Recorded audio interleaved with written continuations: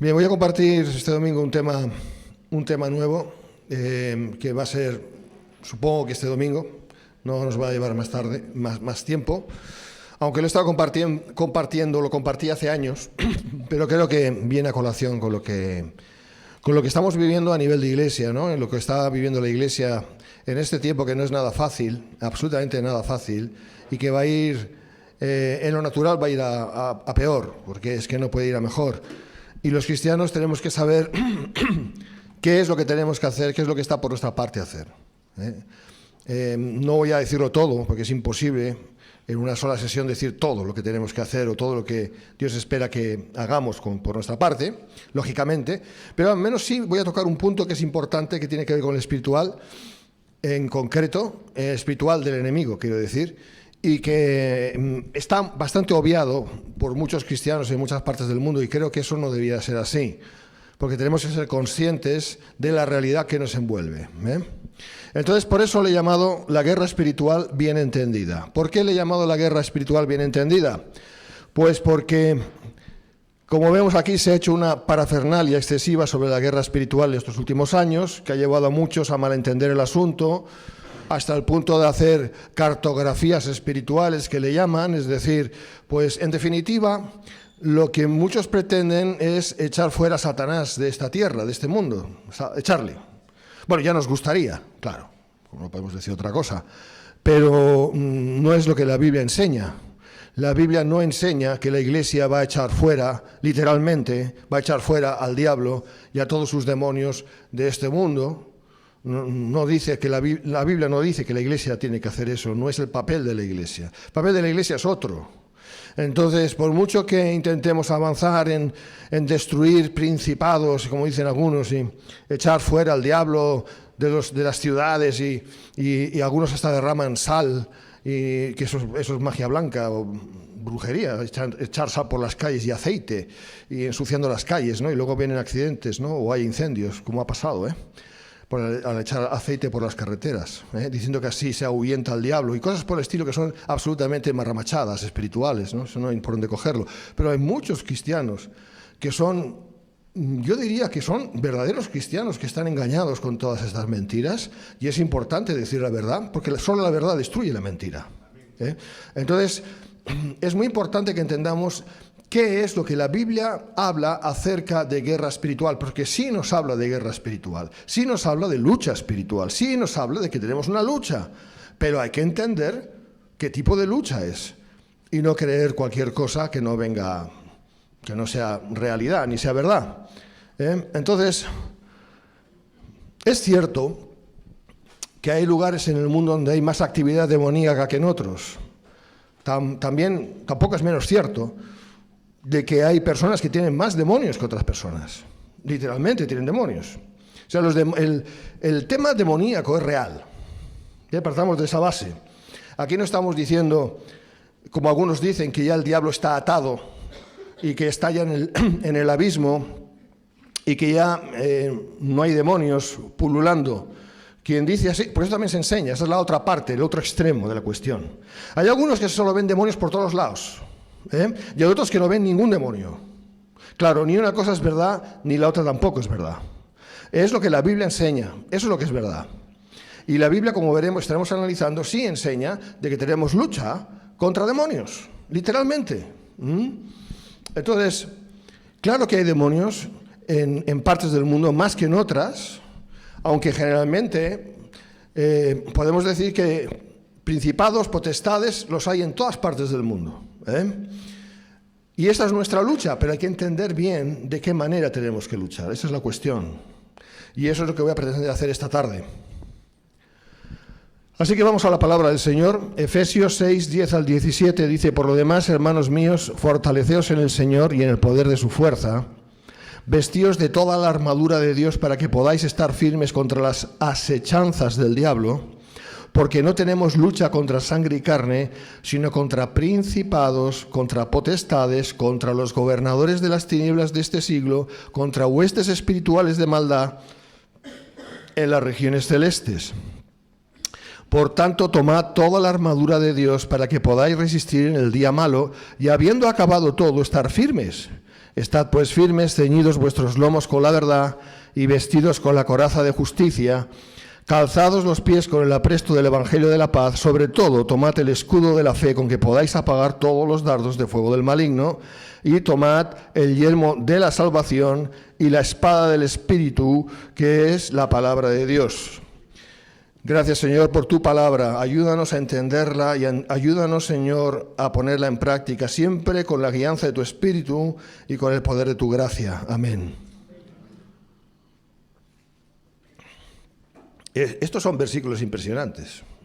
Ahí hay para analizar y para ir viendo de una manera muy despacio, porque realmente es mucho más de lo que nos parece. Nosotros los cristianos estamos acostumbrados, la mayoría, a vivir pues, unas vidas lo más tranquilamente posible, lo más en paz posible, adecuándonos a la paz que pueda traernos hasta cierto punto este mundo, lo cual no está mal, intentando vivir lo mejor posible en lo natural, siempre con la relación con Dios, ¿no?, por delante. ¿Eso está mal? No, no está mal, pero es insuficiente. Es insuficiente porque hay mucho más de lo que parece y hay mucho más que tenemos que aprender. Y muchas veces, si nos quedamos solamente con lo escueto, con lo cotidiano, con lo que es nuestra experiencia, el del día a día, difícilmente podemos crecer en el Señor. ¿Cómo crecemos en el Señor? ¿Por tener doctrina? Sí. ¿Pero qué hacemos con la doctrina? Si la doctrina no se implementa, ¿realmente produce un beneficio real en nuestras vidas? No. Solamente tenemos conocimiento. Ahora sabemos que la palabra dice que el conocimiento edifica, el conocimiento envanece, el amor edifica. ¿Amén? ¿Qué significa que el amor edifica? Significa que Dios quiere que estemos dispuestos a avanzar en lo que es su voluntad para nosotros en el día a día, sea la que sea. Eso es un paso de fe y de confianza, de manera que Él pueda hacer lo que Él quiere hacer en nosotros y a través de nosotros. Eso es andar en amor. Andar en amor no es sonreír. Andar en amor no es solamente intentar ser bondadosos y buena gente. A lo mejor es parte, pero andar en amor implica estar más que dispuestos, verdaderamente dispuestos a obedecer a Dios en el día a día. ¿Amén?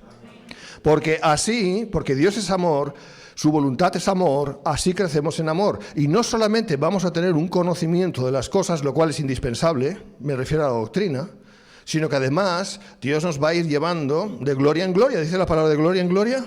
Bueno, en todo eso que estoy diciendo ahora sirva de preámbulo, porque esto implica también lucha contra el maligno. Así que un cristiano que se precie de serlo y que lo sea, tiene que entender de que no solamente existe lo que ven sus ojos, sino que mucho más lo que sus ojos no ven. Así que vamos a tener que cambiar un poquito nuestro chip y crecer y buscar, Señor, hazme entender las cosas. Primeramente, porque lo necesitamos nosotros mismos, cada uno de nosotros. Necesitamos un trato de Dios al respecto. Y luego porque el Señor, si quiere usarnos aquí o allá o en esto o en aquello, pues tenemos que ir preparándonos. Y el Señor nos tiene que preparar, pero para eso tenemos que decirle, Señor, hágase tu voluntad. No la mía, sino la tuya, pero de corazón. Amén. Por eso hay cristianos que son más usados por Dios y cristianos que son menos usados por Dios. Ahora, no estoy diciendo que todos los cristianos que no son muy usados por Dios siempre sea porque no son obedientes. Eso no es cierto tampoco, porque Dios tiene un plan para cada uno. Pero estoy hablando de forma genérica. Genéricamente, Dios siempre usará más con aquellos hermanos que realmente se dispongan más a ser usados por Dios. Genéricamente hablando. ¿Amén? Bien. Vamos a ver sobre esto que es muy interesante. Entonces, hermanos, no se trata de echar fuera al diablo de este mundo, eso ya lo hará el Señor en su momento. ¿Por qué sabemos que esto es así? Bueno, porque la palabra de Dios así lo dice, ¿no? Primera de Juan 5:19, y el mundo entero está bajo el maligno. Lo dijo Juan y lo sigue diciendo la palabra. ¿Amén? Eso no le da ninguna gloria al diablo, ni se pretende. En absoluto, ningún reconocimiento, quiero decir. Sencillamente es debido a la voluntad permisiva de Dios, es decir, que Dios permite. que sea así para que se cumplan sus planes. Pero esta es la realidad. El diablo todavía, a pesar de que está vencido, que Cristo le venció en la cruz, todavía está en este mundo. Hasta el punto que la Biblia dice que el mundo entero está bajo él. Claro, Dios está sobre el diablo, claro, pero esta es la proporción. Esto es así. ¿Y qué podemos hacer nosotros para echarle del mundo? Pues nada, no es ese el sentido, como ya dije. La enseñanza de la lucha espiritual es mucho más personal que todo ello. Tiene que ver con el creyente, como hemos leído.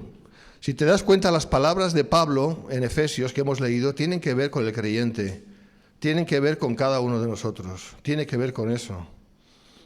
Cuando dice no tenemos lucha contra sangre ni carne, sino contra... Eso se refiere y se está dirigiendo a cada uno de los creyentes.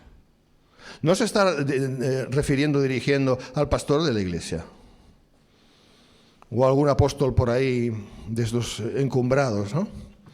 Tampoco a ningún profeta. No se está refiriendo tampoco a alguna iglesia especializada en el tema. No se está refiriendo y dirigiéndose a cristianos de élite, por decirlo así. Porque por ahí también se enseña eso, que hay cristianos que son de primera, de avanzadilla, ¿no? Y luego hay cristianos que son más de ir por casa, ¿no? No. Se está dirigiendo eso a todos y cada uno de los verdaderos hijos de Dios. ¿Amén? Así que de esa manera tenemos que entenderlo. Eso va contigo y conmigo. Eso, lo que vamos a ir viendo, va contigo y conmigo. No solamente con los otros. Bien. Fíjate, lucha contra principados, contra potestades, contra los gobernadores de las tinieblas de este siglo, contra huestes espirituales de maldad en las regiones celestes. Es una descripción impresionante de lo que es el mundo demoníaco. Aquí vemos organización, muy bien organizados, cada uno cumpliendo con lo que se espera. Vemos que hay una sola cabeza, mal que les pese a muchos, me refiero a los demonios, pero hay una sola cabeza, que en el caso de ellos es el antiguo Lucifer, ¿verdad? Que aunque quisieran rebelarse no lo pueden hacer, no les es permitido.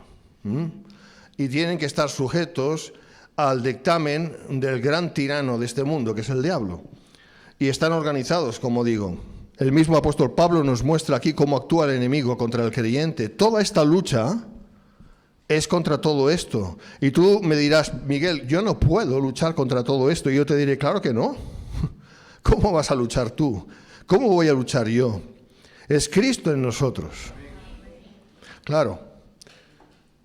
Claro, alguno dirá, bueno, y si es Cristo en nosotros, ¿por qué no lo dice directamente, que es Cristo en nosotros? Bueno, lo dice en otras partes de la palabra. ¿Y aquí por qué no lo dice? Porque se entiende que es así. Amén. Se entiende que es Cristo en nosotros. Pero aquí hay una cuestión muy importante. ¿Cómo actúa Cristo en nosotros? Claro, esa es la pregunta. ¿Cómo actúa Cristo en nosotros? Mediante la fe, ¿no? ¿Sí? Claro. La fe es un don de Dios, sí, pero ¿verdad que implica también una participación nuestra? ¿Una participación de nuestra voluntad? ¿Un decir, sí, Señor, creo? ¿Amén? ¿Cuál es la diferencia entre dos cristianos? Los dos tienen fe, porque Dios les ha dado la misma fe, vamos a decir. Pero uno actúa en fe y el otro no. ¿Cuál es la diferencia? ¿La diferencia la marca Dios? No, Dios ya le ha dado lo mismo a cada uno. La diferencia la marca cada uno de ellos. Uno está dispuesto a avanzar en fe, lo hace, el otro no. Es así como uno se levanta de la silla y avanza, el otro se queda sentado en su silla. ¿Te das cuenta de la diferencia?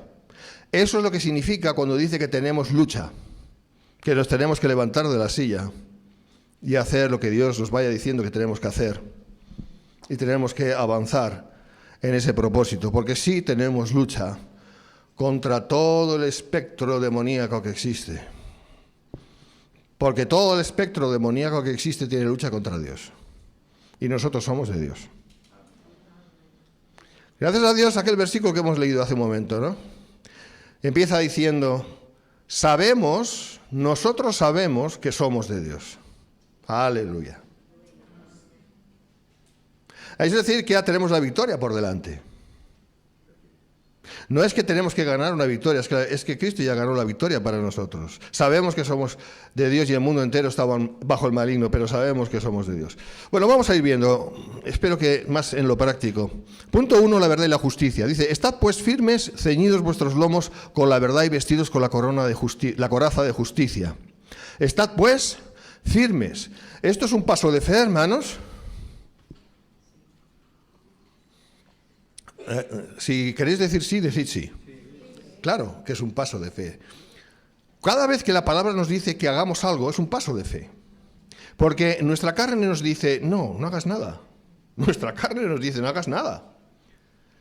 Así que el Señor tiene que mandarnos, exhortarnos. Su palabra nos exhorta y nos dice, haced esto, o no hagáis esto, haced esto otro, o esto otro no lo hagáis. Aquí dice claramente, estad pues...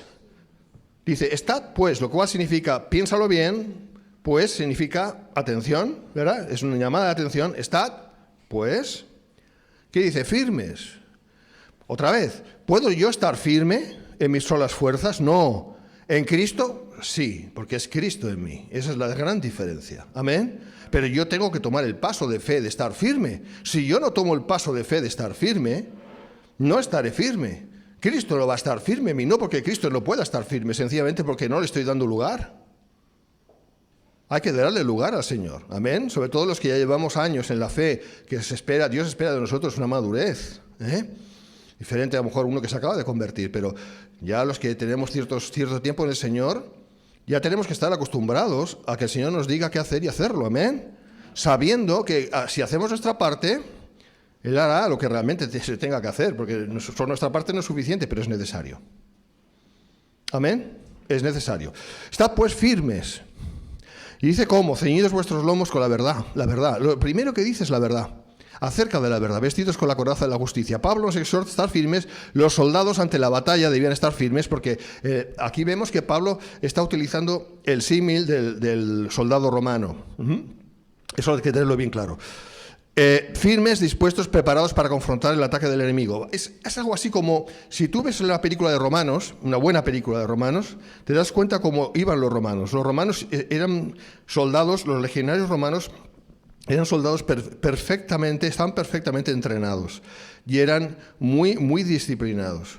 Iban con su armamento reglamentario y por tener ese armamento reglamentario, que ahora lo veremos, podían hacer frente al enemigo, que iba desbandada muchas veces. Y cuando el centurión mandaba tal cosa, ellos, como un solo hombre, lo hacían. Y entonces eso tenía un efecto. El enemigo no le era tan fácil entrar en las líneas, tenían esos escudos, ahora hablaremos de los escudos. Y eso es lo que nosotros tenemos que aprender cada uno de nosotros. Recibir la orden del Señor, obedecerla y ser disciplinados. Ser disciplinados. Muy importante ser disciplinados.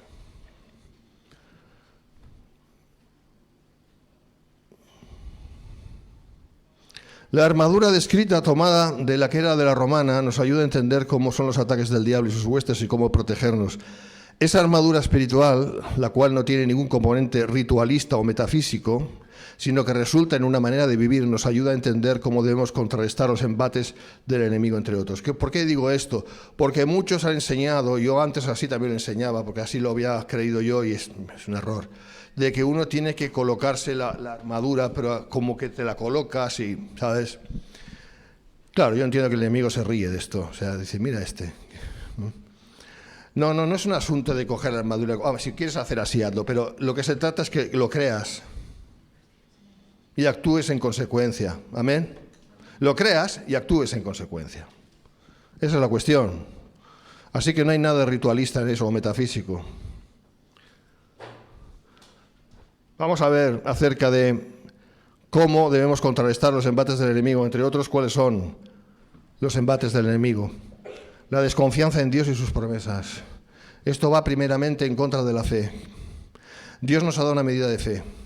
Dios quiere que seamos fieles a la medida de fe que Dios nos ha dado. Claro, es que hay que cuidarla mucho. Cuando dice ocupaos de vuestra salvación con temor y temblor, tiene que ver también con esto. Porque está hablando de santificación. La palabra está en Filipenses 2:13, está hablando de santificación. Y para la santificación personal, la nuestra, ¿verdad? la que nosotros tenemos que procurarnos, en la que nosotros tenemos que avanzar, es por Cristo en nosotros, pero nosotros tenemos que hacerlo, nuestra parte. De eso estoy hablando.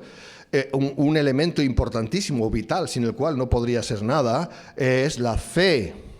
Y fe implica aquí confianza, implica andar confiados en que el Señor está haciendo lo que nosotros no podemos hacer, pero Él sí puede, y creer que Él no solo puede, sino quiere. Amén.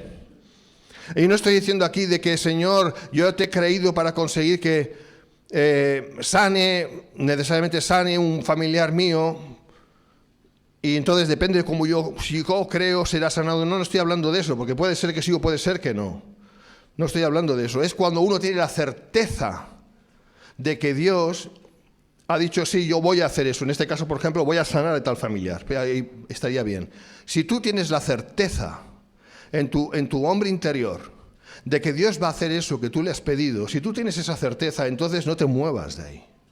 Créele. Tardará más, tardará menos, no sé. También es posible que te hayas equivocado al creer, también puede ser, ¿eh?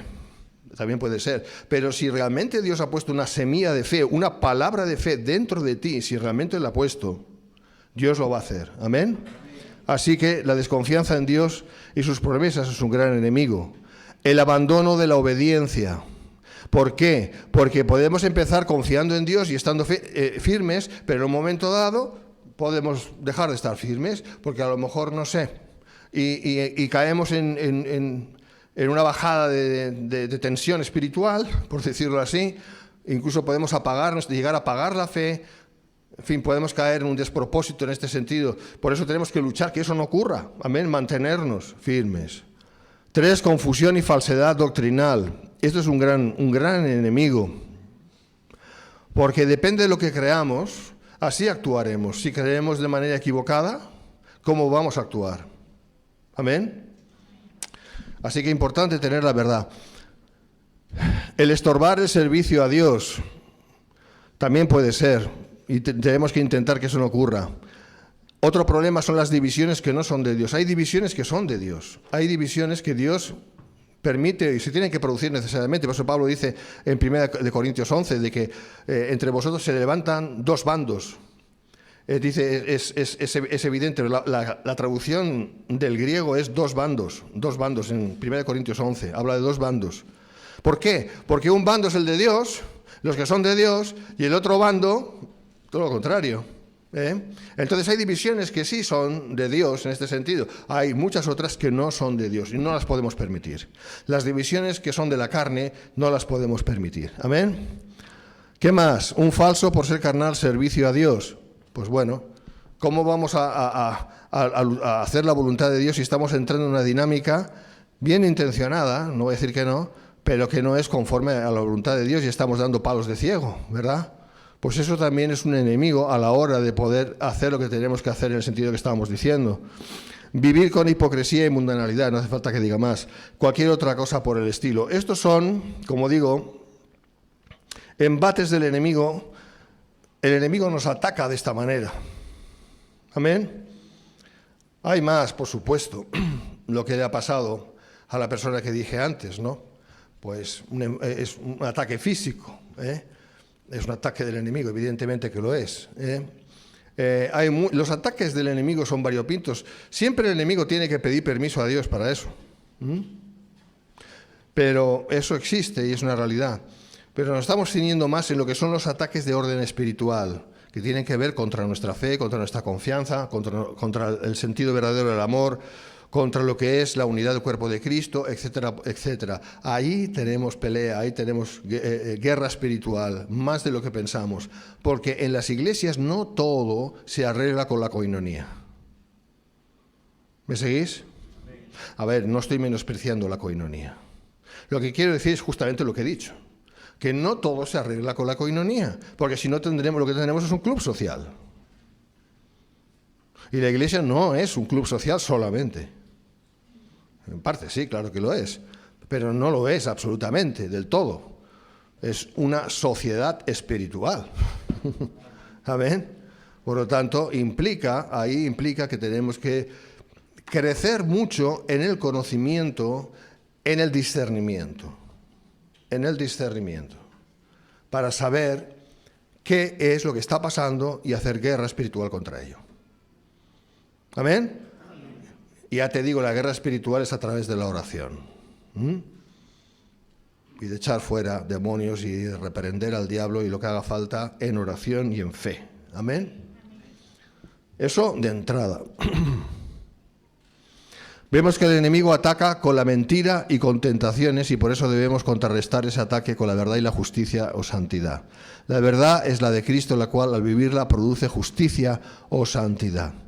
A medida que los cristianos vivimos con fidelidad en obediencia a Jesucristo y consiguiente comunión, la justicia del Hijo de Dios produce en nosotros la justicia práctica y diaria que constituye nuestra coraza espiritual, que de eso estamos hablando. ¿Cómo puedo tener una coraza espiritual? Cuando yo vaya creciendo en fe y, por lo tanto, en justicia, en discernimiento de lo que está bien, de lo que está mal, no en legalismos, no en rigorismos, no en aquello que parece que es, pero en realidad no es, que es solamente un asunto meramente carnal, de entendimiento humano, sino lo que realmente Dios dice que está bien y lo que Dios dice que está mal. Eso es lo importante. Amén.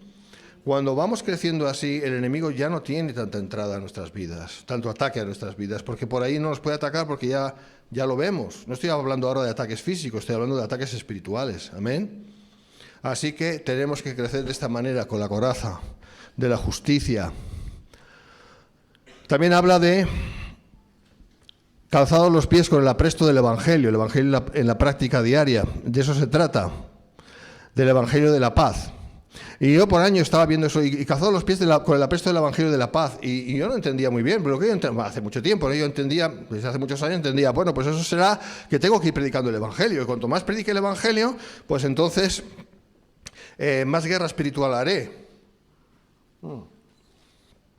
No es exactamente así. No digo que no haya que predicar el Evangelio. Quiero decir que no es eso lo que quiere decir Pablo, sino otra cosa.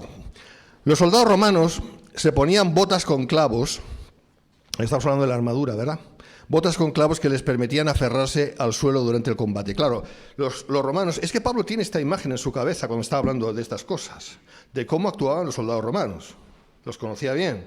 Claro, los soldados romanos, una cohorte romana, por ejemplo...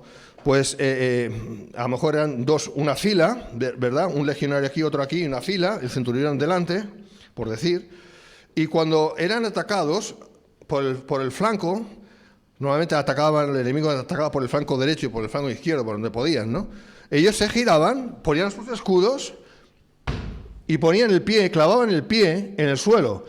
Y para eso necesitaban clavos en los pies y aguantaban ahí el embate del enemigo. Y cuando habían aguantado suficientemente, entonces atacaban, cuando estos ya estaban cansados de estar ahí dándole, ¿sabes? Hay que saber cuándo atacar. Entonces, ¿los clavos por qué eran importantes? Pues sencillamente porque si no hubieran llevado clavos y hubieran llevado sandalias como llevaban los celtas o sus enemigos del norte, los bárbaros, ¿verdad? No puedes clavar el pie, te vas, te escurres, te deslizas. Me deslizo del vídeo. Te deslizas. Entonces no puedes aguantar el embate, es imposible. Tienes que estar firme. La única manera de estar firme para ellos era tener clavos en las botas. Ahí podían estar firmes. Bueno, este es el símil para nosotros. ¿Amén? Este es el símil. Y me dirás, ¿y qué tiene que ver esto con el Evangelio? Bueno, el creyente está aferrado a Cristo frente a los ataques de condenación y culpabilidad del diablo. El Evangelio de la paz es paz con Dios mediante Cristo, la seguridad de la salvación. Porque el Evangelio, ¿qué es, hermanos? Buenas nuevas de salvación. De eso está hablando Pablo. No sea que llegue un punto en que estemos hablando mucho del Evangelio y no lo estemos realmente creyendo. Qué triste sería eso. No estoy hablando de perder la salvación. Estoy hablando de que puede haber momentos en la vida de uno que su fe vaya un poquito abajo, ¿no? Y su ardor por Cristo mengue un poco, y eso no debe ser. Así que nuestra predicación del Evangelio tiene que ir pareja también con una verdadera creencia práctica. Eso es lo que realmente le da la gloria al Señor. No voy a decir que eso va a convencer a nadie, eso lo diría un arminiano. Pero nosotros no decimos eso porque es imposible. Porque yo por mucha fe que tenga o por mucho arrojo en el Señor que tenga no voy a convencer a nadie. Es Dios quien convence si quiere. Pues si no, la gloria sería para mí. Qué buen cristiano soy, qué santo soy, y cuántos me he llevado al cielo. No. Quien se lleva al cielo es el Señor quien se lleva a la gente al cielo, en todo caso. Pero bueno, eso es importante. Lo leo de nuevo. El creyente está aferrado a Cristo frente a los ataques de condenación y culpabilidad del diablo. Así como el romano tenía las botas clavadas en el suelo por los clavos y no se movía, y era por resistencia que llegaban a vencer. Muchas veces era por resistencia, más que por pelear, era por resistencia. Estaban ahí, no se movían, y los otros venga y venga y venga, y otros aguantando. Y cuando era el momento, bajaban los escudos y les arreaban así y habían vencido. Ya está. Pues este es el ejemplo. Claro, eso son estrategias de combate, muy interesante analizarlas. Nosotros también estamos en combate. Así que tenemos que entender cómo tenemos que hacer las cosas. Amén. Y es así, es resistir en el nombre de Jesucristo el embate, se puede decir de las maneras, del enemigo. Amén. Y esto significa justamente esto. El Evangelio de la paz es paz con Dios mediante Cristo, seguridad de la salvación. Tercer punto, la fe. Sobre todo, tomad el escudo de la fe, con que podáis apagar todos los dardos de fuego del maligno. Aquí implica ya un ataque directo del diablo. ¿Cómo ataca el diablo? Con algo parecido a lo que aquí está descrito: dardos de fuego, flechas de fuego. O sea, que el diablo es un cobarde, porque ataca con arco. No ataca cara a cara, porque claro, se ataca cara a cara y tú le ves venir y dices, te reprendo en el nombre de Jesús, y sale disparado. Ataca subrepticiamente, me gusta esa palabra, o sea, de forma escondida, como que yo no estoy, y te lanza la flecha, y te la lanza cuando tú menos te imaginas, sobre todo si no estás preparado porque no has tomado el escudo de la fe. Y si no has tomado el escudo de la fe, el dardo te llega y te da. Y duele, espiritualmente duele. Aquí no estamos hablando de perder salvación, el diablo no te va a hacer perder ninguna salvación, pero va a molestar, va a importunar, va a intentar de que tú pierdas muchas coronas, muchas recompensas en la vida eterna. Que tu entrada en el cielo sea escasa, eso sí lo va a intentar. ¿Y lo puede conseguir? Sí. Sí, sigue su juego. Por eso es tan importante mantenerse firme en Cristo. El escudo de la fe, los escudos de los romanos, vamos a hablar de eso. Los de tamaño grande medían 1,40 centímetros, 1,40 m de largo por 0,80 centímetros de ancho, para protegerse el cuerpo entero. Ese es el ejemplo que el apóstol nos da, que usemos la fe a modo de protección para todo nuestro ser. Tomad el escudo de la fe. Ese era el escudo ese rectangular, semiovalado, ¿verdad? Que llevaban así, se ponían así, se escondían debajo, hacían la tortuga, ¿verdad? Y ahí les tiraban flechas y no les pasaba nada. Bueno, a uno sí, se entraba la flecha por la rendija, pero vamos, normalmente no, porque esos escudos destapaban completamente, ¿no?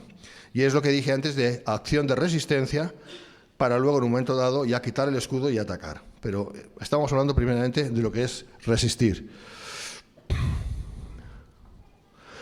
Así que no se refiere solamente a la fe como cuerpo doctrinal, sino también y sobre todo aquí como una confianza básica en Dios.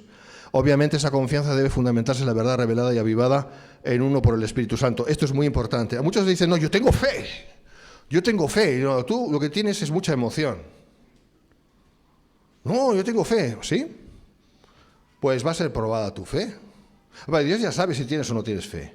Y cuando digo fe me refiero a este tipo de entusiasmo que tienen algunos cristianos de corte neopentecostal, que parece que están ya en las nubes, parece que han sido ascendidos, que están ya subiendo cuando están aquí en la tierra, como todos nosotros, ¿verdad? Pero no hay que confundir lo que es fe con lo que es presunción.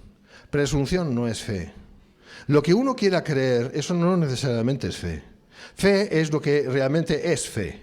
Y fe es un don de Dios. Solo Dios lo puede dar, solo Dios lo da, y solo lo puedes tener si Dios te lo ha dado.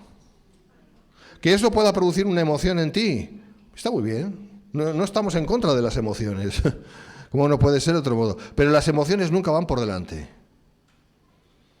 La voluntad de Dios va por delante. Amén. Porque algunos van muy entusiasmados. Pero ¿sabes lo que les dura ese entusiasmo? Pues el primer garrotazo, el segundo garrotazo que la vida da, que muchas veces es el enemigo, y Dios lo permite, esa fe, que no es fe, se va al traste. Y ahí es donde ese entusiasta se da cuenta de que no tenía fe, de que realmente lo que tenía era solamente entusiasmo, un sentimiento muy agradable, pero no era verdadera fe. Porque la verdadera fe, hermanos, es inquebrantable. La verdadera fe es confianza en Dios. Y es el paso previo a rendirse a Dios. Esto es muy importante, muy importante. O sea, lo que no podemos es pretender tener fe y andar en nuestra presunción personal, como que somos capaces. Es un contrasentido, no puede ser. Es una cosa contra la otra. Dios, muchas veces, Dios es maestro en esto, muchas veces nos lleva a un punto en el cual necesariamente nos rendimos ante Dios. Pero nos rendimos y le decimos, mira, Señor, y ahí utilizamos nuestro propio lenguaje ya, porque estamos al borde de la desesperación humana, y decimos, mira, Señor, como tú no hagas algo aquí, no hay nada que hacer, pero creo que lo vas a hacer, y voy a esperar que lo hagas. Lo vas a hacer, Señor, porque esta obra es tuya. Uno tiene que cerciorarse de que sus motivos son correctos delante de Dios, ¿eh? Yo ya he rendido todas mis partes a ti, Señor, todo lo he rendido a ti. Yo ya no puedo hacer nada más. Así que espero en ti, Señor. Si tú quieres que esto se haga, se va a hacer. Y si no quieres que se haga, pues por mucho que esté dando patadas, no se va a conseguir. Por lo tanto, espero en ti. Tú harás, si quieres hacer, y lo harás cuando tú quieras hacerlo. Esa debe ser nuestra disposición a la fe. Esa tiene que ser nuestra disposición de rendición total. Entonces ahí el Señor hará, y hará lo que quiera hacer, claro. Y si es de Dios eso, yo que sé qué, lo que sea, Dios lo va a hacer. ¿Amén? De eso estamos hablando cuando hablamos de fe aquí, para parar los dardos de fuego del maligno. ¿Cuántas veces hemos visto a los mismos apóstoles estar en situaciones de peligro, terribles, y decir, Señor, no puedo hacer nada más, espero en ti, y el Señor librarles entonces, ¿eh? De eso estamos hablando, cuando hablamos justamente de esto. Y sobre todo, tomad el escudo de la fe, con que podáis apagar todos los dardos de fuego del maligno, porque cuando andamos en esa fe, en esa dependencia absoluta de Dios, el enemigo ya no nos puede tocar ahí. Es que no puede, no tiene de ningún derecho legal, no puede hacerlo. Ese es el escudo nuestro. Amén. Ahora, ¿qué va a hacer el diablo? Siempre intentará minar nuestra confianza en Dios y en sus promesas, siempre.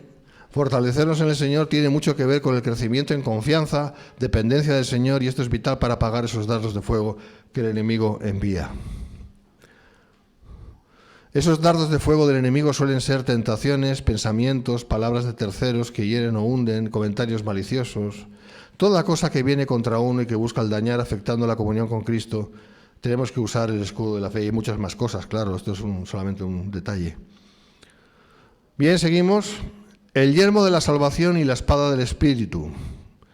Y tomad el yelmo es el casco, de la salvación, y la espada del Espíritu, que es la palabra de Dios. El yelmo o casco protegía la cabeza, la cual es siempre objetivo en el campo de batalla y también en el campo de batalla espiritual. O sea, el enemigo está muy interesado en dañar tus pensamientos, y los míos, claro, muy interesado. Si él puede actuar y tener cierta ventaja, o tener cierta ventaja en nuestra manera de pensar, en nuestra mente, ha conseguido mucho.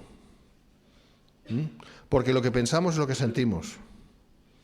Y lo que sentimos por nuestra humanidad es lo que muchas veces acabamos haciendo, lo cual no debía ser así. Porque el sentir muchas veces es engañoso, como engañoso es el corazón más que todas las cosas y perverso. Lo primero tenía que ser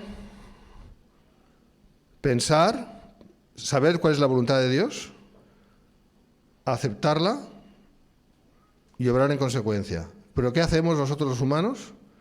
es todo lo contrario. Lo que sentimos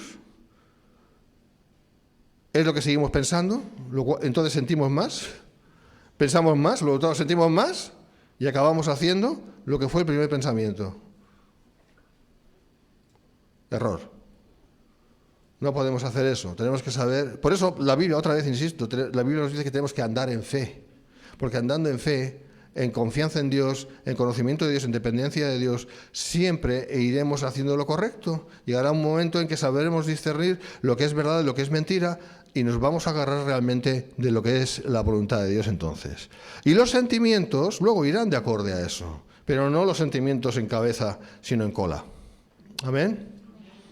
Así que muchas veces los sentimientos es un gran problema, porque nos confunden. Es mejor que los sentimientos los pongamos atrás. ¿Y cómo lo hacemos? Pensando lo correcto. Pensando lo correcto, los sentimientos se pondrán en orden. ¿Amén? ¿Y cómo pensamos lo correcto? Cuando pensamos como Dios piensa. Esto requiere de un proceso. Muchos dicen, no, ya está, ya lo he conseguido. Hombre, ¿cuánto ha pasado? 2 minutos. Date un respiro, hombre. Esto a veces es un proceso, lleva un tiempo. Pero esto es madurez, ¿eh? Es así como se va creciendo uno, como uno va creciendo en madurez. Y como digo, tenemos que proteger nuestra mente, espiritualmente hablando, porque ahí es donde se desarrolla el campo de batalla espiritual, en los pensamientos, en la cabecita. Satanás busca destruir la seguridad de la salvación de un creyente. Por eso dice, tomad el yelmo de salvación y la espada del Espíritu, que es la palabra de Dios. Tomad el yelmo de la salvación. El yelmo de la salvación significa la seguridad de la salvación. Eso es lo que significa. De que si el Señor te ha salvado, eres salvo. Y por ahí, fíjate, las voces que se levantan en contra de sí, salvo, siempre salvo, dicen. ¿Sabes? Como que es algo... Pues sí, pues claro que sí. No estoy diciendo de aquellos que dicen que son salvos y no lo son, ¿no? De esos no digo nada. Lo que decimos es que realmente la persona que Dios ha salvado, la ha salvado. ¿Amén?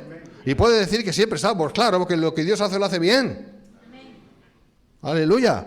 Y por eso dice aquí que tenemos que asegurarnos de que eso es así y seguir de ese modo, porque Satanás busca destruir la seguridad de la salvación con sus armas de dudas, desánimo, culpabilidad. ¡Uy, la culpabilidad! La culpabilidad es una de las armas que más el diablo usa contra nosotros. Porque claro, ¿qué pasa con los cristianos? Que queremos hacer las cosas bien, ¿verdad? Queremos hacer lo que agrada a Dios y claro, eso se nos hace una montaña, porque ¿cómo lo hacemos? Dios es... y nosotros tan poca cosa. Entonces es fácil que el enemigo venga y diga, es que tú no puedes. Tú lo intentas pero no das la talla. Tú, pero mira, si otra vez has vuelto a caer. ¿Pero qué me estás diciendo? Si siempre tropiezas en la misma piedra. Entonces tú le dices al diablo, tú has tropezado en todas las piedras. En todas. No te ha quedado una piedra donde no tropezar. Miserable. Ya.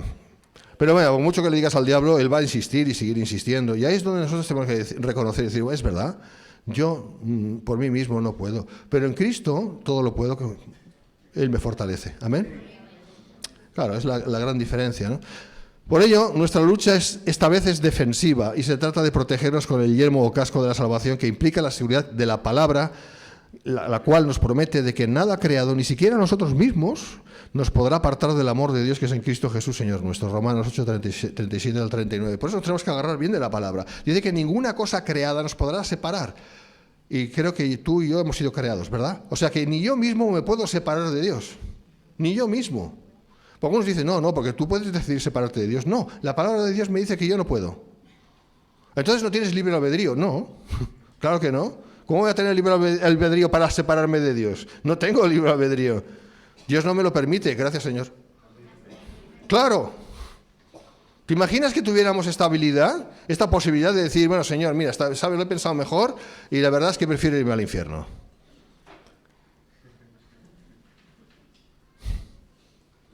Pues lo podremos decir a lo mejor en un momento de desesperación, que no, espero que no, pero no va a ocurrir, porque Dios ya nos ha recibido, amén, y nada nos apartará de su amor, amén, y Dios es poderoso por su Espíritu para convencernos y para otra vez seguir obrando en nosotros y hacernos llorar. lágrimas de arrepentimiento. Aleluya. Amén. Así que tenemos esta seguridad en el Señor. Esto nos enseña que la verdad de Cristo ha de estar siempre en nuestra mente. Nosotros tenemos que hacer lo que tenemos que hacer. Ahora, la espada del Espíritu es una alusión al rema de Dios. Aquí no está hablando del logos, que podía decirlo, pero está hablando del rema, es decir, la palabra puntual de Dios. Es Dios inspirándonos conforme a la palabra escrita, ¿no? Dios no va a decir nada diferente de lo que está escrito, pero es la palabra que necesitamos nosotros escuchar de parte de Dios. Por eso dice el Señor dijo, no solo de pan vivirá el hombre, sino de toda palabra que sale de la boca de Dios. Ese es el sentido. ¿Eso qué implica, hermanos? Comunión con el Espíritu Santo. ¿Amén? Comunión con el Espíritu Santo. De eso estamos hablando.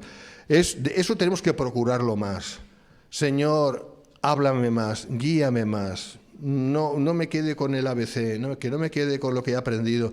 No quiero ser solamente un cabeza cuadrada, un gran cabezón intelectual, teológico. Quiero vivir lo que sé, quiero experimentarte, Señor, en mi vida. Que no es una cuestión primeramente emocional, cuidadito, porque muchos buscan estar ahí a ver qué sienten. ¡Ay, siento al Señor! Y se ponen a llorar. A ver, está bien, pero no es eso. Es algo mucho más profundo que eso, es mucho más real que eso. Es que Dios va dirigiendo tu vida y tú vas entendiendo que Dios está contigo. ¿Que eso produce emociones? Bienvenidas sean. Pero no es lo primero, no es lo segundo como primero, es lo primero como primero. ¿Amén? Es la realidad de que el Señor está dirigiéndonos. Eso es lo que cuenta. La palabra de Dios como espada del Espíritu la empleamos tanto a la defensiva frente a los ataques iniciados por Satanás como a la ofensiva para contribuir a la destrucción de las estrategias del enemigo. Esto es un arma ofensiva. La espada es una espada corta, no es la ronfalla, es la majaira, la espada corta, la que habla aquí en Efesios. Entonces, claro que sí que nosotros pasamos a la ofensiva. No solamente nos quedamos a la defensiva, pasamos a la ofensiva. ¿Y cómo pasamos a la ofensiva? La lengua, la oración, la declaración. Uy, decretar, no, cuidadito. Vamos a ver si entendemos bien esto, porque nos podemos ir a un extremo o irnos al otro extremo. Al extremo de que todo es decretar o al extremo de no abrir la boca. No, hermanos, vamos a ver, ni una cosa ni la otra. No podemos tener un poquito de equilibrio, no sé. Cuando tú sabes que algo es de Dios, dilo. Cuando tú tienes certeza, después la fe, la certeza nos espera convicción de lo que no se ve, ¿verdad? Cuando tú tienes certeza de que Dios quiere esto o lo otro, tú lo dices, lo declaras. Tienes todo el derecho a declarar. Es más, tienes que hacerlo. Es más, Dios espera que lo hagas. Y dices, Señor, en el nombre de Jesús, esto, lo otro, lo otro, lo otro. No como un loro, que serían lo que estos que siempre están decretando y declarando y no sé qué, y no paran y dicen, al final, muchos dicen muchas veces muchas tonterías que no son verdad. No, es cuando uno tiene la certeza, es por fe que nosotros decimos las cosas, y no es porque nosotros lo decimos, es porque el Espíritu de Dios está en nosotros, y nosotros hacemos nuestra parte de fe, andamos en fe como Pedro, ¿no? Que anduvo sobre las aguas, ¿verdad? Pues claro, si Pedro no hubiera salido al agua, no hubiera caminado sobre las aguas. ¿Por qué caminó sobre las aguas? Pues porque salió de la barca, ¿no? Pues de eso estoy hablando. Dar ese paso de fe, en este caso es declararlo, decirlo en fe. Esto es mover la espada del Espíritu, que es nuestra majaira, el rema de Dios. Amén. Que no necesariamente tienes que chillar, no necesariamente tienes que pegar un gran vocerío, solamente con un leve susurro muchas veces es suficiente, con un pensamiento. Lo importante es que tú tengas la intención de decirlo y lo digas. Señor, en nombre de Jesús, esto y esto y esto. Y te digo una cosa, delante de esto el enemigo está desarmado.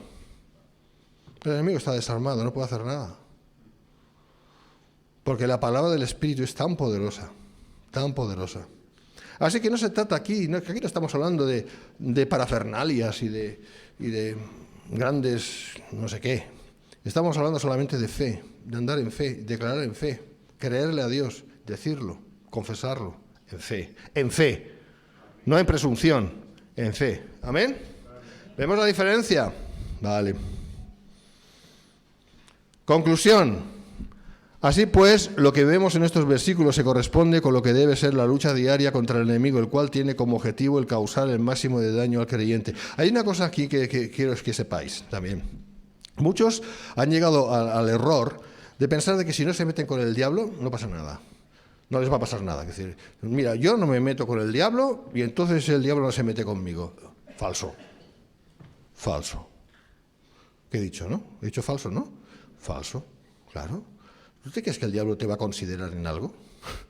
¿Tú crees que el diablo va a decir, ay, mira, hagamos la paz?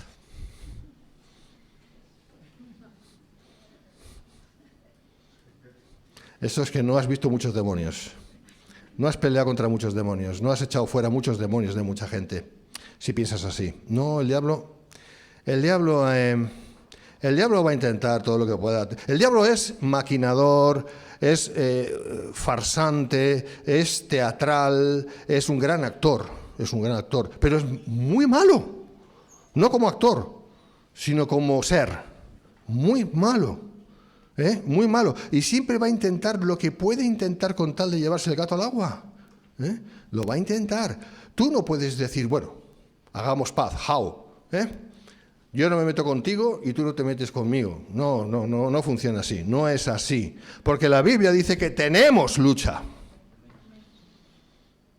No dice, bueno, si queréis podéis tener lucha. No, yo no. Entonces diría, no quiero. Claro. ¿Para qué quiero problemas, no? ¿Quién quiere problemas? No. Dice, tenéis lucha, tenemos lucha contra principados, contra potestades, contra gobernadores de las tinieblas de este siglo, contra vuestras espirituales de maldad en las regiones celestes. Es un versículo que tenemos que aprender. Por lo tanto, sí tenemos que ser ofensivos. Ofensivos, espada.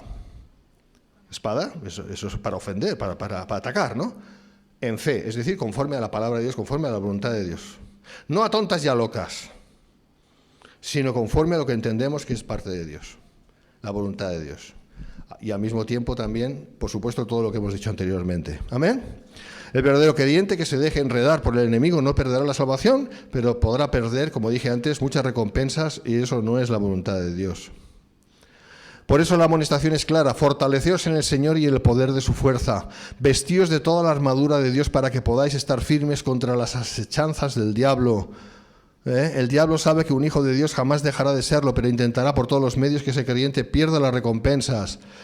Como dice Pedro, en 2 de Pedro 1:11, dice, nos sea otorgada amplia y generosa entrada en el reino eterno de nuestro Señor y Salvador Jesucristo, lo cual también puede ser todo lo contrario. Por lo tanto, esto es muy importante. Amén. Dice, fortaleceos en el Señor. ¿Cómo se puede fortalecer uno en el Señor? A ver, ¿dónde voy para fortalecerme? Algunos van ahí que se hacen un congreso, o si viene la Cindy Jacobs y van para ahí a verla, no sé si aún está ministrando esta mujer, o van aquí, ahí, o van al otro, a ver, para recibir la unción. Aquí se dice unción, en Sudamérica se dice unción, pero lo mismo, es exactamente lo mismo. Unción suena como más potente, ¿no?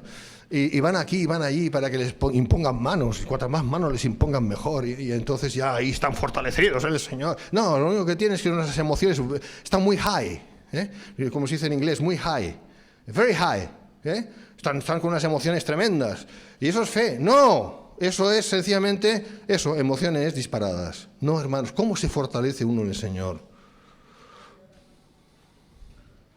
Y algunos me diréis de esta manera o de la otra, estando delante de su presencia, creyéndole. Amén. Y en primer lugar diciendo, Señor, esto es básico, hágase tu voluntad, no la mía. ¿Por qué el Señor Jesucristo estaba fortalecido en el Padre?